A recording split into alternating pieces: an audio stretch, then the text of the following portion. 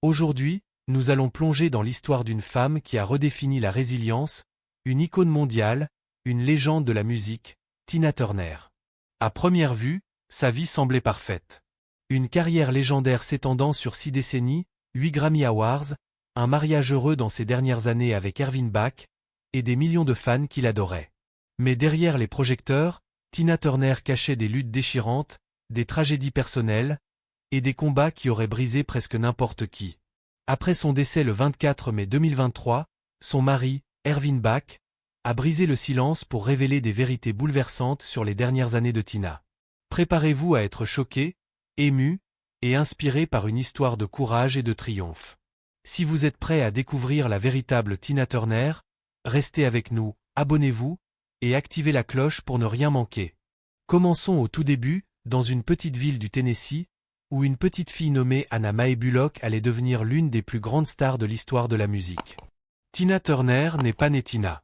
Elle est née Anna Mae Bullock le 26 novembre 1939 à Nutbush, Tennessee, une petite communauté rurale où la vie était dure. Ses parents, Zelma et Floyd Bullock, étaient métayers, travaillant sans relâche dans les champs de coton pour joindre les deux bouts. Dès son plus jeune âge, Anna Mae passait ses journées à leur côté, cueillant du coton sous un soleil brûlant. C'était une vie simple, mais pleine de défis pour une famille afro-américaine dans le sud ségrégationniste des années 1940. Cependant, cette vie allait bientôt être bouleversée par des événements qui marqueraient Anna Mae à jamais. Quand la Seconde Guerre mondiale éclate, les parents d'Anna Mae saisissent une opportunité de travailler dans une usine de défense à Knoxville, Tennessee. Cette décision, bien que motivée par la nécessité économique, a un coût dévastateur pour la jeune Anna Mae.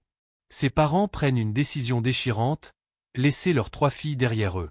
Anna Mae, alors âgée de seulement quelques années, est envoyée vivre avec ses grands-parents paternels, des baptistes stricts. Séparée de ses sœurs, Aline et Evelyn, et de ses parents, elle grandit dans un environnement rigide, où l'affection était rare. Cette séparation précoce sème les graines d'un sentiment d'abandon qui la suivra pendant des années. Mais le pire était encore à venir. À l'âge de 11 ans, Anna Mae vit une blessure qui la marquera à jamais.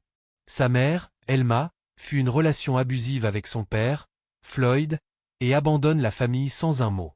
Elle s'enfuit à Saint-Louis, laissant Anna Mae, ses sœurs, et leur père derrière. Cet abandon laisse une cicatrice profonde dans le cœur de la jeune fille. Elle se sent non désirée, non aimée, un sentiment qui façonnera sa vision d'elle-même pendant une grande partie de sa vie. Elle se demande pourquoi sa mère a choisi de partir, pourquoi elle n'était pas assez importante pour être emmenée. Ces questions la hanteront, mais elles forgeront aussi sa détermination à survivre. 2 ans plus tard, à 13 ans, un autre coup dur frappe. Son père, Floyd, se remarie et déménage à Détroit avec sa nouvelle épouse, abandonnant à nouveau Anna Mae et ses sœurs. Elles sont envoyées vivre avec leur autre grand-mère à Brownsville, Tennessee. À ce stade, Anna Mae a appris à se débrouiller seule. Elle devient indépendante, refusant de laisser ses trahisons définir son avenir. Elle commence à tracer son propre chemin, même si la douleur de l'abandon reste enfouie en elle. À l'adolescence, Anna Mae travaille comme femme de ménage pour une famille aisée à Brownsville, tout en vivant avec sa grand-mère. Elle trouve du réconfort dans la musique, chantant dans l'église baptiste locale, où sa voix puissante commence à attirer l'attention. Mais la tragédie frappe encore.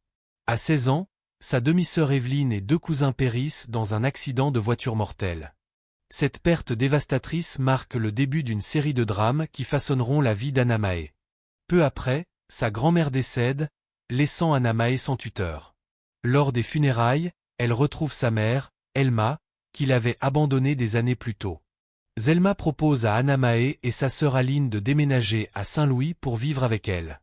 Sans autre option, sans famille ni tuteur vers qui se tourner, Anna Mae accepte. Elle quitte la campagne du Tennessee pour la grande ville, un monde nouveau qui allait changer son destin. Que pensez-vous de cette enfance tumultueuse? Comment auriez-vous réagi à autant d'abandon si jeune? Dites-le nous dans les commentaires, et n'oubliez pas de liker si vous voulez en savoir plus sur l'incroyable parcours de Tina. Saint-Louis, dans les années 1950, est une ville vibrante, un centre de la musique R&B. C'est là qu'Anna Mae découvre son amour pour le chant. Avec sa sœur Aline, elle fréquente les boîtes de nuit locales, où l'énergie brute du rhythm and blues l'envoûte. Une nuit, au Manhattan Club, tout change. Elle assiste à une performance d'Ike Turner et de son groupe, les Kings of Rhythm. Leur son électrisant, mêlant blues et énergie rock, la captive. À ce moment précis, Anna Mae sait qu'elle veut chanter. Elle veut être sur scène, partager sa voix avec le monde. Mais rejoindre les Kings of Rhythm n'est pas facile. Ike Turner, un musicien talentueux mais autoritaire, n'a pas de place pour une chanteuse dans son groupe. Anna Mae est déterminée. En 1957, lors d'une pause du groupe, elle saisit une opportunité. Pendant que les musiciens se reposent, elle s'empare du micro et interprète une ballade blues de B.B. King. Sa voix puissante, pleine d'émotions brutes, fige l'audience. Ike, impressionné, ne peut ignorer son talent. Cette nuit-là, Anna Mae prend possession de la scène, et peu après, Ike lui offre un rôle permanent dans le groupe. Anna Mae Bullock devient Little Anne, et les Kings of Rhythm ont désormais leur reine. Mais la relation avec Ike prend une tournure plus complexe. Anna Mae, encore adolescente, entame une relation avec Raymond Hill, le saxophoniste du groupe. À 18 ans, dans sa dernière année de lycée, elle tombe enceinte de lui. Quand elle l'annonce à sa mère, Elma, furieuse, la met à la porte, brisant leur lien pour la deuxième fois. Sans autre option, Anna Mae emménage avec Raymond et Ike à Saint-Louis. Elle donne naissance à son fils, Craig, mais Raymond l'abandonne peu après, retournant dans sa ville natale sans jamais revenir. À 19 ans, Anna Mae se retrouve mère célibataire, sans soutien familial, rejetée par sa mère, et ne pouvant compter que sur la musique pour avancer. Malgré ces épreuves, la musique devient son refuge. Avec l'aide d'Ike, elle enregistre sa première chanson, Box Top, sous le nom de Little Anne, partageant les crédits avec un autre chanteur du groupe. Mais un moment décisif arrive en 1960. Ike écrit une chanson, A Fool in Love, pour une autre chanteuse. Quand celle-ci ne se présente pas en studio, Anna Mae convainc Ike de la laisser chanter. Sa performance est si puissante que le label Sur Record, basé à Saint-Louis, achète les droits de la chanson pour $25 000, une somme colossale à l'époque. Le président du label, Juggy Murray, insiste pour qu'Anna Mae soit la vedette. Ike accepte, mais à une condition. Il rebaptise Anna Mae Tina Turner et dépose le nom comme marque déposée, s'assurant qu'il peut la remplacer si elle quitte le groupe.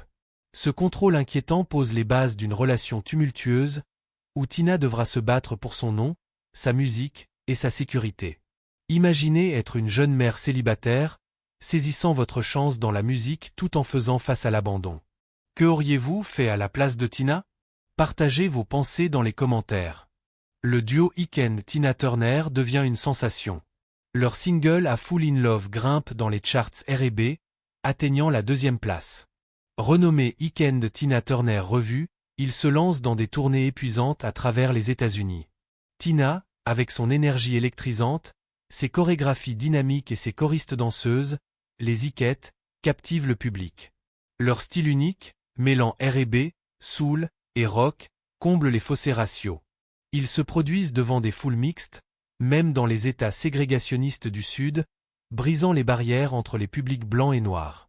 Tina devient une pionnière, une force sur scène, portant des perruques élaborées, un maquillage audacieux, et des robes flamboyantes pour compenser ses insécurités sur son apparence et sa voix, qu'elle trouvait inhabituelle. Ce style, associé à ses mouvements de danse énergiques, la distingue des autres stars féminines de l'époque, qui se concentraient souvent uniquement sur le chant. Mais derrière cette gloire, la vie de Tina est un cauchemar. Ike exerce un contrôle total sur elle. Il l'oblige à changer son nom, ignore ses préoccupations sur leur emploi du temps épuisant, et devient violent.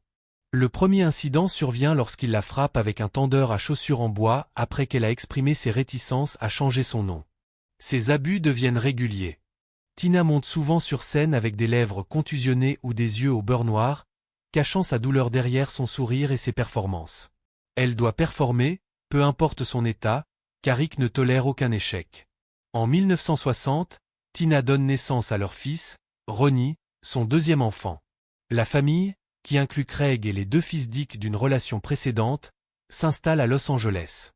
Mais la vie familiale est chaotique. Ike, bipolaire non diagnostiqué à l'époque, sombre dans la toxicomanie et multiplie les infidélités publiques, humiliant Tina. En 1962, il insiste pour un mariage à Tijuana, au Mexique, une cérémonie civile terne suivie d'une visite humiliante dans un bordel. Tina garde ce secret pendant des décennies, trop honteuse pour en parler. En 1968, la pression devient insupportable. Tina tente une overdose de Valium, mais survit. Cet incident marque un tournant. Comme sa mère des années plus tôt, elle décide qu'elle doit s'échapper. En 1971, leur reprise de Prue Marie de Creedence Clearwater Revival devient un succès mondial, atteignant la 4e place des charts et leur valant un Grammy. Pourtant, derrière ce triomphe, Tina souffre en silence. Sa relation avec sa mère, déjà tendue, s'effondre complètement après sa séparation d'avec Ike. Zelma prend le parti d'Ike, refusant de reconnaître les contributions de Tina à leur succès. Elle n'a jamais voulu me donner de crédit pour quoi que ce soit, dira Tina plus tard. Prue Marie est l'un des plus grands hits de Tina. Quelle est votre chanson préférée de cette époque? Dites-le nous et abonnez-vous pour plus d'histoires sur les légendes de la musique. En 1976, lors d'une tournée à Dallas, tout explose. Après une violente dispute où Ike la bête, Tina saisit sa chance. Avec seulement 36 centimes et une carte de crédit de station-service, elle s'enfuit, vêtue de vêtements ensanglantés, et trouve refuge chez un ami. Peu après, elle demande le divorce.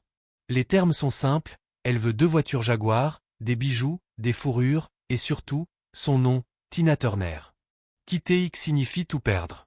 Tina se retrouve sans argent, vivant avec ses 4 fils et une assistante, dépendant des bons alimentaires pour survivre. Elle fait face à des menaces constantes. Des voyous locaux tirent sur sa voiture et sa maison, la terrorisant au point qu'elle dort dans un placard pour se sentir en sécurité. Mais cette période terrifiante renforce sa détermination.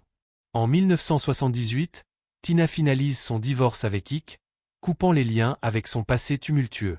Elle veut repartir de zéro, mais la route est difficile. Ike, de son côté, lutte contre ses addictions et son comportement erratique. Il fait plusieurs séjours en prison et en cure de désintoxication, et sa vie prend une fin tragique en 2007 avec une overdose fatale, alors qu'il souffrait d'un emphysème terminal. Tina choisit de ne pas assister à ses funérailles, déclarant « Je n'ai eu aucun contact avec Ike depuis plus de 30 ans. » Aucun commentaire supplémentaire. Tina grandit dans la foi baptiste, mais comment devient-elle bouddhiste? En 1973, à Los Angeles, pendant l'une de ses périodes les plus sombres, un ami lui présente le bouddhisme Nichiren et la pratique du chant Nam-myoho Orange Kyo. Tina trouve du réconfort dans cette spiritualité, qui lui donne la force de continuer. Elle consacre jusqu'à 4 heures par jour à cette pratique, et en 2004, elle a l'honneur de rencontrer le 14e Dalai Lama. Cette foi devient son ancre, l'aidant à surmonter les épreuves à venir. Après son divorce, Tina lutte dans une relative obscurité. Perçue comme une relique des années 60, elle se produit dans des cabarets, des hôtels et de petits clubs. Les opportunités pour une femme noire de plus de 40 ans dans l'industrie musicale sont rares. Elle fait face à des batailles juridiques pour des dates annulées et des contrats non honorés avec l'Ike & Tina Turner Revue. En 1979, elle prend une décision controversée. Elle part en tournée en Afrique du Sud, un pays sous l'apartheid. Cette décision attire des critiques internationales, car de nombreux artistes boycottent le pays en raison de sa politique de ségrégation raciale. Plus tard, Tina dira qu'elle était naïve quant à la situation politique, ne comprenant pas pleinement les implications de sa tournée. Un tournant arrive au début des années 1980 avec l'essor des clips vidéo. Sous la direction d'un nouveau manager, Tina saisit cette opportunité. Son single Ball of Confusion gagne en popularité, et son clip marque l'une des premières apparitions d'une artiste féminine noire sur MTV. Sa carrière commence à renaître, surtout en Europe, où elle se forge une identité solo, loin de l'ombre d'Ike. En 1983, à 44 ans, Tina signe avec Capitol Records. Il lui lance un défi, enregistrer un album en 14 jours au Royaume-Uni. Avec des collaborateurs comme Mark Knopfler de Dire Straits, elle relève le défi. L'album Private Dancer, sorti en 1984, devient un phénomène mondial. Le single What Has Love Got to Do With It domine les charts, tout comme d'autres titres de l'album. Private Dancer se vend à des millions d'exemplaires, faisant de Tina une superstar solo. À 45 ans, elle atteint enfin la célébrité sous son propre nom, prouvant que l'âge et les épreuves ne peuvent arrêter une âme déterminée. Cet album marque l'un des plus grands retours de l'histoire de la musique. Quelle chanson de Private Dancer vous a le plus marqué? Partagez dans les commentaires.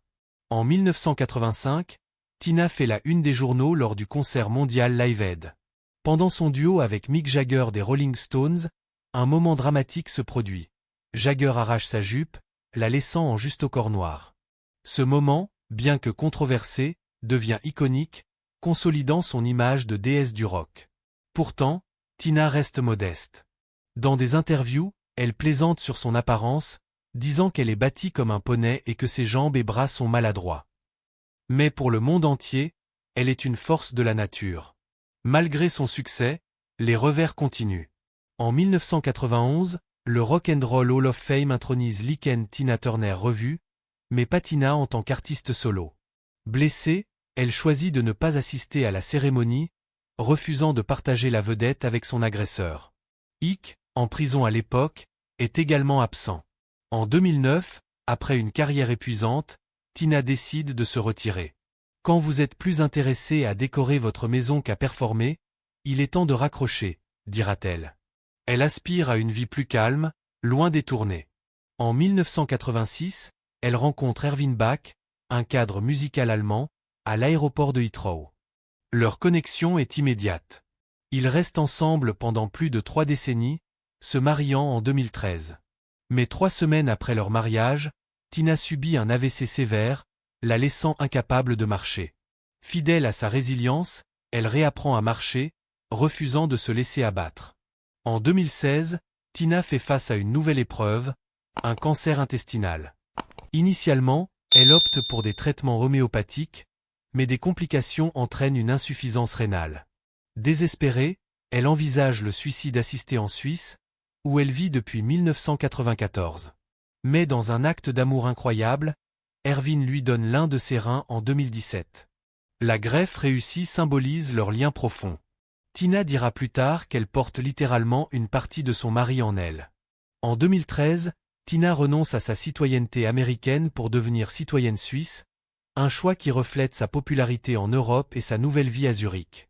Mais la tragédie frappe encore en 2018, quand son fils aîné, Craig, se suicide à 59 ans. Tina, dévastée, disperse ses cendres dans l'océan au large de la Californie. Tina Turner s'éteint le 24 mai 2023 à 83 ans, dans son manoir surplombant le lac de Zurich. Ses dernières années sont marquées par une paix qu'elle a durement gagnée.